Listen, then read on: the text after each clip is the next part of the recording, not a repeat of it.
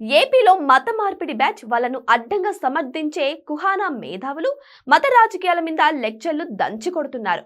Secularism, communism, socialism, journalism అంటూ రకరకాల ముసుగులేసుకొని మత మార్పిడి మతోన్మాదాలను అడ్డగోలుగా వెనకేసుకొచ్చే ఫక్తు అవకాశవాదులు మతం పేరుతో రాజకీయాలు చేయొద్దని ఉచిత సలహాలు పడేస్తున్నారు.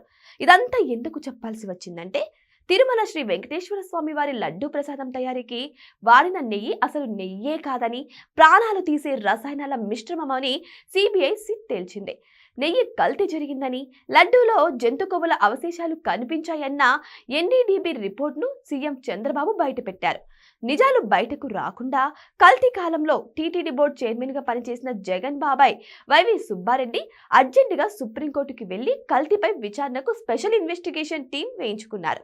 ఏడాదికి పైగా దర్యాప్తు చేసిన సిట్ కల్తీ నిజమే అని తేల్చేసింది. పామ్ ఆయిల్ నెయ్యిలా కనిపించడానికి టాయిలెట్ క్లీనర్ కెమికల్స్, క్యాన్సర్ కలిగించే రంగులు, రసాయనాలు వాడారని సిట్ నివేదికే చెప్పింది. కల్తీ గురించి సిట్ ఇంత స్పష్టంగా చెప్పినా వైసీపీ అధ్యక్షుడు జగన్ రెడ్డి, ఆ పార్టీ నాయకులు, ఆ పార్టీని సమర్థించే మీడియా అసలు కల్తీనే జరగలేదని అడ్డంగా వాదిస్తున్నారు. రివర్స్ లో జగన్ ఎందుకో కల్తీ బాగోతాన్ని బయటపెట్టిన ముఖ్యమంత్రి చంద్రబాబు, ఉప ముఖ్యమంత్రి పవన్ కళ్యాణ్లు క్షమాపణలు చెప్పాలని డిమాండ్ చేయడం వాళ్ళ బరితెగింపు రాజకీయాలకు పరాకాష్ట. జగన్ బ్యాచ్ చేస్తున్న ఫేక్ ప్రచారాన్ని కూటమి ప్రభుత్వం, టీడీపీ, జనసేన, బీజేపీ నాయకులు గట్టిగానే తిప్పికొడుతున్నారు. ఈ దండయాత్రను తట్టుకోలేకపోతున్న వైసీపీ గ్యాంగ్ మతం పేరుతో రాజకీయాలు చేయొద్దని కొత్త పల్లవి అందుకుంది. నీతులు చెప్పడానికి గాని పాటించడానికి కాదని గట్టిగా నమ్మే ఫ్యాన్ పార్టీ నాయకులు శాసన మండలిలో వెంకటేశ్వర స్వామి వారి పటాలు పెట్టుకుని మతం రాజకీయం చేసేందుకు ప్రయత్నించారు. చెప్పులు, బూట్లు వేసుకొని దేవుడు పటాలు పట్టుకున్న వైసీపీ నేతలకు శ్రీనివాసుడి మీద భక్తి, భయం ఏ మాత్రం లేదని తేలిపోయింది.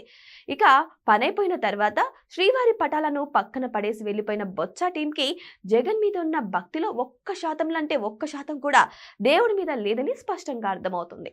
కొన్ని వేల మంది మాత్రమే ఉన్న బ్రిటిషర్లు, కోట్ల మంది హిందువులున్న దేశాన్ని ఏలడానికి మన వాళ్ళ మీదే ప్రయోగించేవారు. హిందూ మతాన్ని కించపరిచి పరాయి పాలకులను నెత్తిన పెట్టుకున్న వాళ్ళకే పదవులు, ఆస్తులు, అంతస్తులు సంపాదించుకునే అవకాశం ఇచ్చారు. ప్రస్తుతం ఏపీలో ఇలాంటి విభజించి పాలించే రాజకీయాలు జోరుగా సాగుతున్నాయి.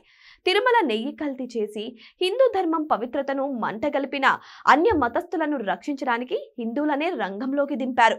హిందూ మతాన్ని వాడుకుంటూ ఆ మతాన్ని నాశనం చేయాలని చూస్తున్న నయా పెత్తందారిలా మాటలు నమ్మితే మళ్ళీ బానిసత్వ సంఖ్యలలో మగ్గిపోవలసిన దుస్థితి దాపురిస్తుంది.